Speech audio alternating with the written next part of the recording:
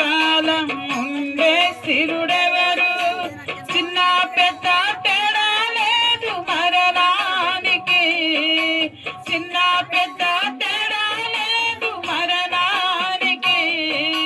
కులమతాలు అడ్డు కాదు శ్మశానానికి, కులమతాలు అడ్డు కావు శ్మశానానికి.